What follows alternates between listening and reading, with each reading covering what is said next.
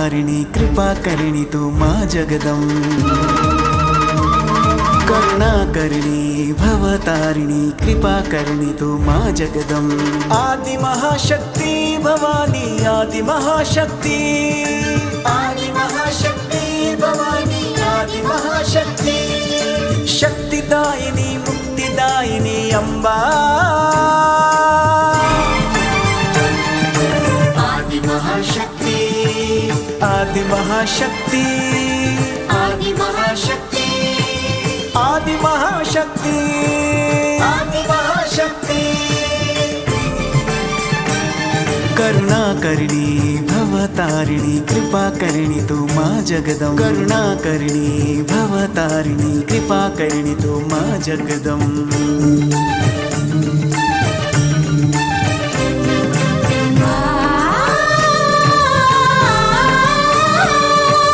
अधर्मनाशक धर्म रक्षिणी आदि महाशक्ति,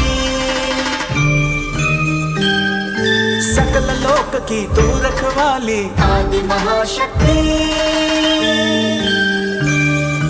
दानव भंजनी मानव रक्षिणी आदि महाशक्ति, जग उद्धारिणी है जगदीश्वरी आदि महाशक्ति।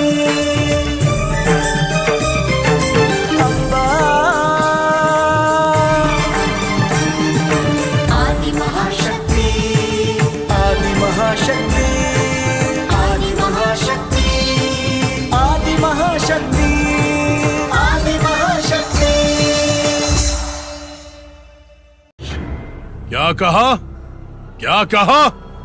अच्छा, एक औरत, हाँ? एक अबला, निरंतर भुज बाहुबली और सर्वगुण संपन्न, अमोघ तपस्या से शक्ति संपन्न को, ब्रह्म से वर प्राप्त करने वाले को, सिद्ध शस्त्र सुरा नरा इंद्र सहित सभी देवताओं से जीतने वाला त्रिलोक अधिपति, त्रिलोकों के स्वामी, जिसे हराना असाध्य है, त्रिलोक अधिपति, सर्वलोकों में पूजनीय, ब्रह्मा के प्रिय पुत्र का इस महिष का सर्वाधिपति की अनुमति के बिना कोई प्रवेश करके मेरा कोई उपहास कर सकता है क्या?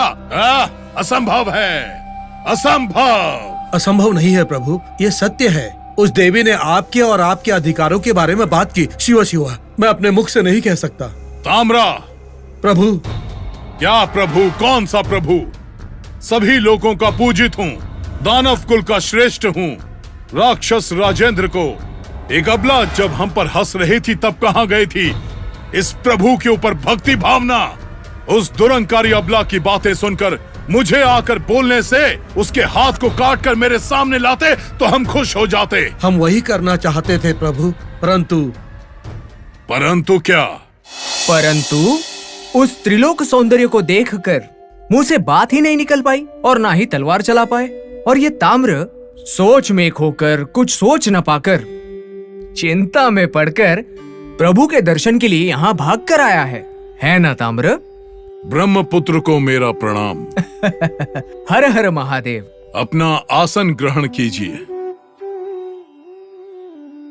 महर्षि नारद ने बिल्कुल सत्य कहा प्रभु। ऐसी सुंदर स्त्री मैंने आज तक नहीं देखी प्रभु।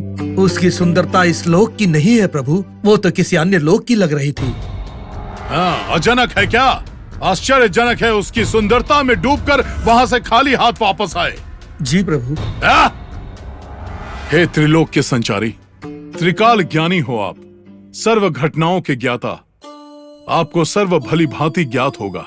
हमें क्षमा करके, हमारे ऊपर कृपा करके हमारी एक छोटी सी मदद कीजिए। क्या बोल रहे हो? असुर नागेंद्र बोलेंगे तो मैं मना कैसे कर सकता हूँ? आज्ञा दीजिए असुरेंद्र। महर्षि, उसकी मुस्कान पूर्णिमा के भांति की तरह है। ब्रह्म की सृष्टि की हुई अप्सराओं से भी सुंदर है वो। कठिन कष्टों को भी भुलाने वाली उसकी मीठी वाणी है। हम सभी मिलकर ढूंढने से भी ऐसी स्त्री को ढूंढना कठिन है। चारों दिशाओं में भी ढूंढने से हमें ऐसी स्त्री कभी नहीं मिलेगी। हाँ, कौन है वो सुंदर स्त्री? उसका कुल क्या है, नाम क्या है, उसके माता पिता कौन है, उसके गोत्र के बारे में जानकर उसे मेरे वश में करने के लिए मेरा मन बहुत उत्साहित हो रहा है। मन में बड़ी जिज्ञासा जागी है। ये सारे विवरण का विस्तार करके हमें उनके बारे में बताइए गुरुदेव। अरे रे, अबला के नाम से दूर रहने वाले असुर राजेंद्र ऐसी बात कर रहे हैं। उनकी सुंदरता में इतने खो गए हैं। क्या आप सच में उस अबला के लिए इतना बेचैन हो रहे हैं? ठीक है इसे ही शायद उम्र का प्रभाव पड़ना कहते हैं। सोमा सेना का भी शायद यही विजय रहस्य होगा। ऐसी बातें छोड़िए मुनिवर। उस सुंदरता से भरी हुई सौंदर्य स्त्री की मुस्कान को हंसी में बदलने के लिए मेरा मन बहुत मचल रहा है। ऐसे घुमा फिरा के बातें करने से अच्छा है उसके बारे में साफ बताइए मुनिवर। वादा करने के बाद तो मुकर नहीं सकता हूँ ना। असत्य काम करना पड़ा तो ब्रह्म हत्या का पाप लगेगा मुझे। चलो ठीक है, आज के दिन मैं आपके हाथ में फंस गया समझो। वैसे भी जो होगा वो होगा और उसे होने से कोई नहीं रोक सकता। सब ईश्वर की इच्छा है, ऐसा ही होने दो। दानवेंद्र, आपकी अति सुंदर राशि को देखिए।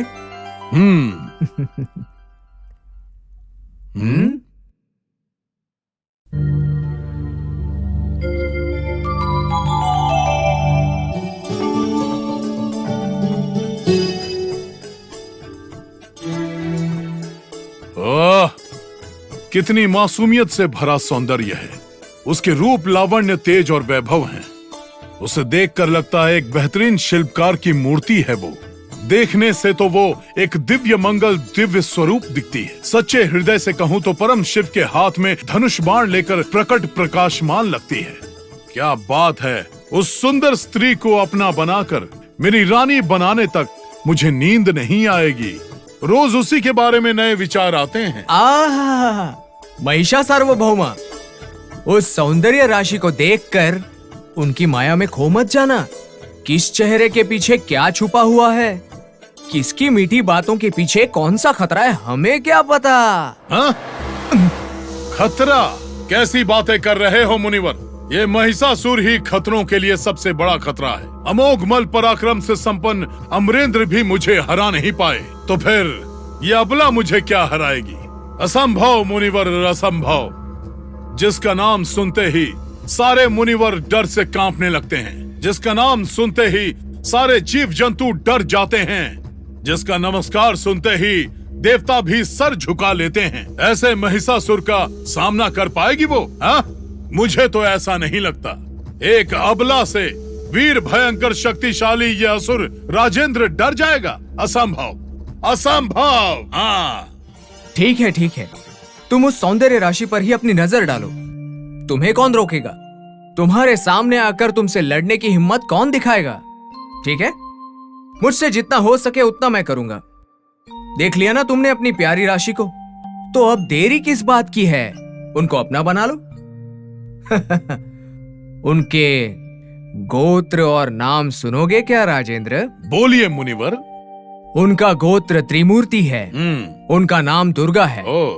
विश्व ही उनका घर है। तुमसे झगड़ा करना ही उनका मकसद है। ये क्या कह रहे हो मुनिवर?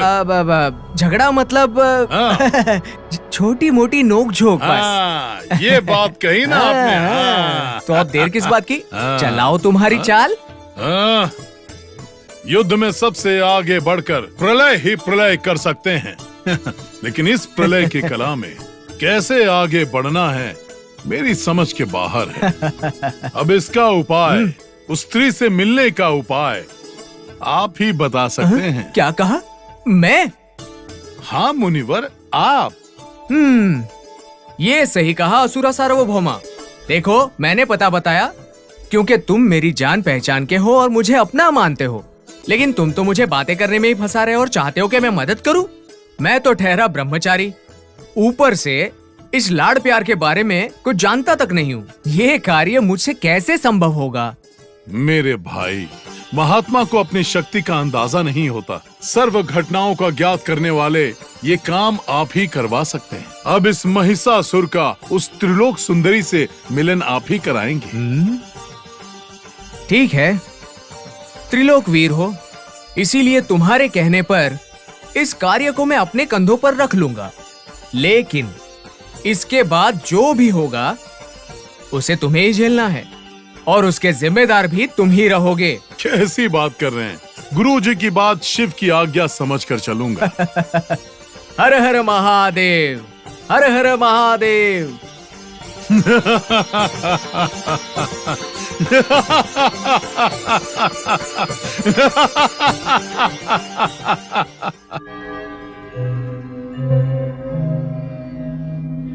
ऐङ्कार बीज महिमातिग शक्तियुक्ते ह्रीङ्कार कोरकित साधु जनान्तरङ्गे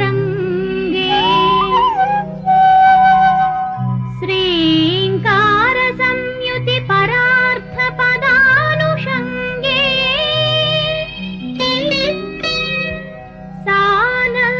सागर गिरीश्वरि सुप्रभातम्।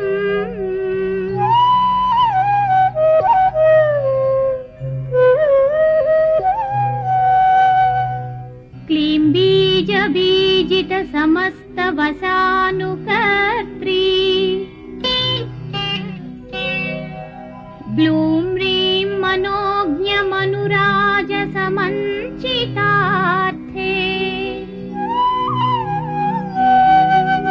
हसौं धीं परम्परित वर्ण समीडिताढ्ये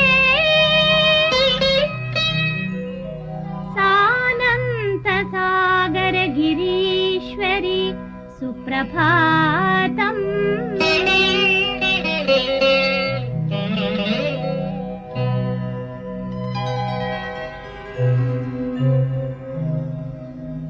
रम्य प्रकृत्यधिवसन्निह कर्म भोग प्राचुर्य धुर्य परिवाञ्छित सज्जनाळेः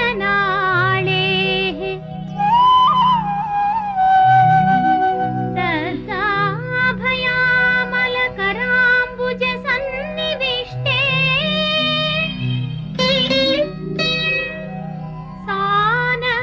सागर गिरीश्वरि सुप्रभातम्।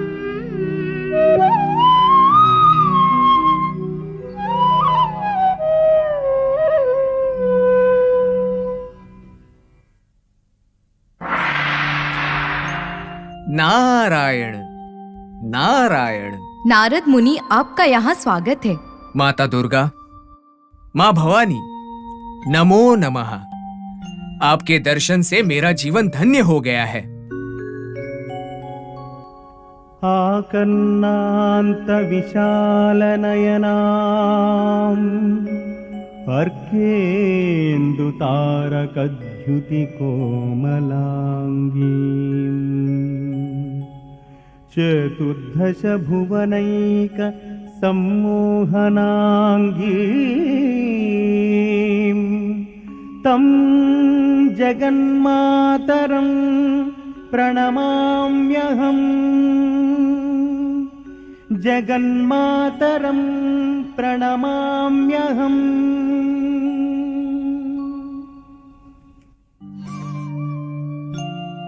पराशक्ति की लीला भी कितनी अगम्य है। आप यहाँ लड़ने के लिए तैयार हो रही हैं और वो महिषासुर वहाँ आपको अपना बनाने की कोशिश में लगा हुआ है। नारायण नारायण। विधि की लीला तो चमत्कार से कम नहीं है। उस पशु को प्रेम हुआ है और वो भी मुझसे।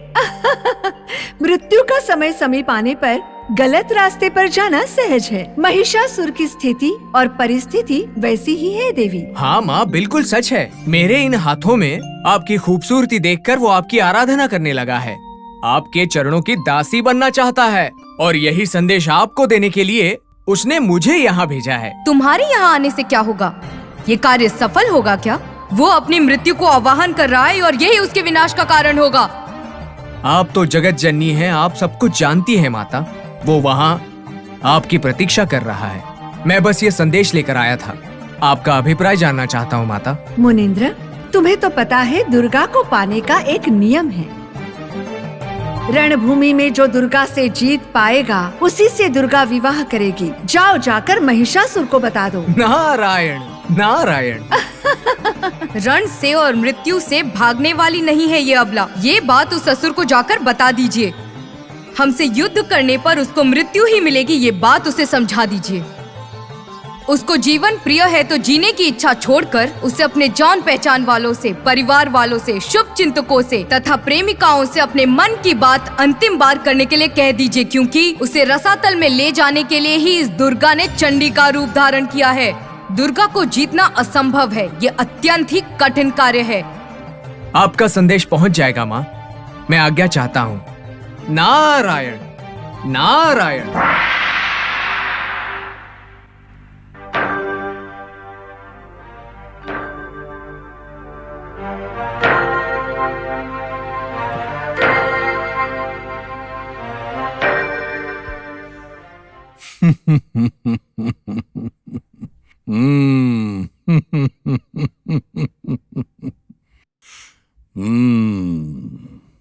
प्रभु के मुख पर विवाह का तेज दिख रहा है मुझे। मुझे तो ऐसा नहीं लग रहा है प्रभु। तो फिर तुम्हें क्या दिख रहा है? मुझे तो लग रहा है उनका सर कटेगा प्रभु। शंका और संदेह की बात को छोड़कर अपने मन की बात मेरे सामने रखो। प्रभु वो ये हकला हकला कर बातें करना मैं सहन नहीं कर सकता। आपके मुख पर विवाह का तेज नहीं दिख रहा, उसके स्थान पर इसे आपका अंत दिख रहा है, ऐसा ये कहना चाह रहा है प्रभु। क्या कहा अंत? विश्व में किसी भी बड़ी से बड़ी आपदा से बचा जा सकता है, परंतु महिषासुर के क्रोध से बच पाना असंभव है। ये तुम्हें ज्ञात नहीं है? प्रलय काल के सामने खड़े होने के बाद भी बच सकते हैं, पर मेरे क्रोध के सामने कोई भी शक्ति ताकतवर नहीं। बड़ी से बड़ी शक्ति भी क्षीण हो जाती है। क्या इस बात का तुम्हें कोई ज्ञात नहीं? मृत्यु को मृत्यु देने वाले बहुजन वंश के महिषासुर को मृत्यु नहीं आएगी, समझे? सच है राजेंद्र, वो कन्या तुम्हारा अंत ही चाहती है। मुनिंद्रा। हाँ दानवेंद्र, देखो ना, तुमने खुद पहली बार अपना मुंह खोलकर मुझसे कुछ मांगा है, ऐसा सोचकर मेरे बस की बात ना होने पर भी मैं उस कन्या के पास गया तुम्हारा संदेश लेकर, जिसके लिए मुझे बहुत कुछ सुनना भी पड़ा। चलो ठीक है, जो हुआ सो हुआ, मेरे साथ तो ये होना ही था। महात्मा, अपनी बातों से हमें और कष्ट ना पहुंचाएं। उस सुंदरी के वर्तमान को ठीक से समझाएं।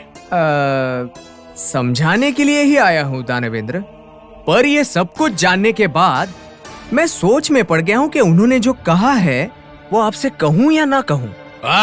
ये संदेह वंदेह क्या है? वो छोड़कर हमें सच बताइए मुनिंद्रा। लेकिन सुनने के बाद तुम मुझ पर गुस्सा तो नहीं करोगे ना? ये क्या कह रहे हैं? गुरुदेव पर गुस्सा होऊंगा? शिव शिव।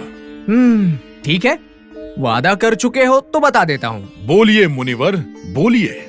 उस सुंदर स्त्री की बातें सुनने के लिए मेरा मन कब से व्याकुल हुए जा रहा है। बताइए, मेरे मन को थोड़ा हल्का कीजिए मुनिंद्र। वो सुंदर कन्या महिषा सार्वभौम के साथ। महिषा सार्वभौमों के साथ।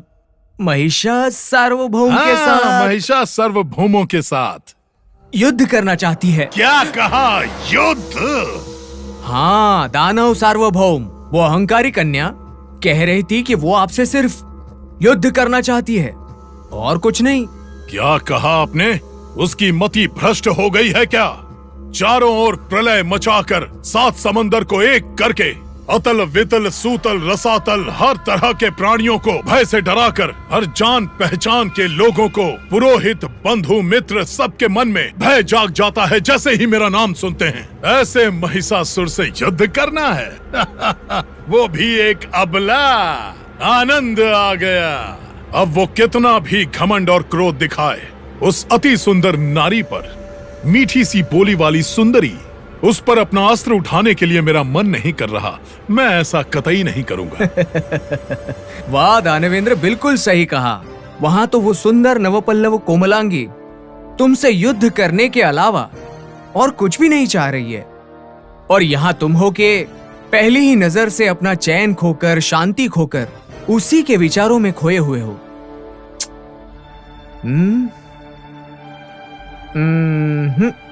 युद्ध के अलावा उसे अपना बनाने के लिए मुझे कोई और रास्ता नहीं दिखाई दे रहा। युद्ध युद्ध युद्ध युद्ध।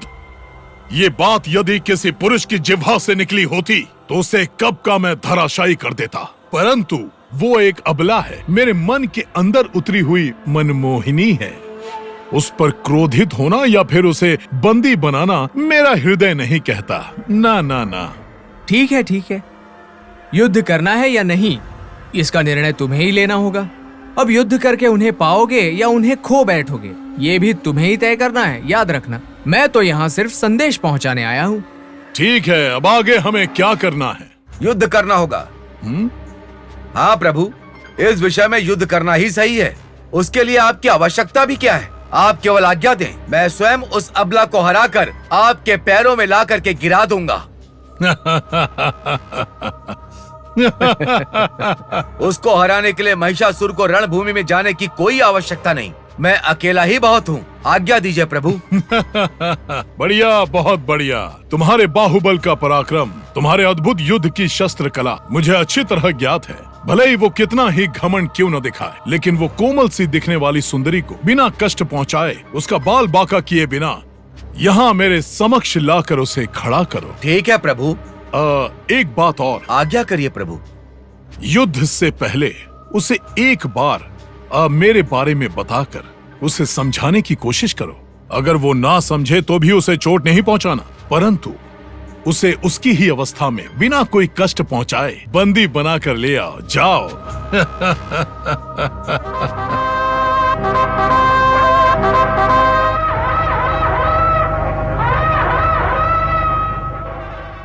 आदि महाशक्ति, आदि महाशक्ति, आदि महाशक्ति, आदि महाशक्ति।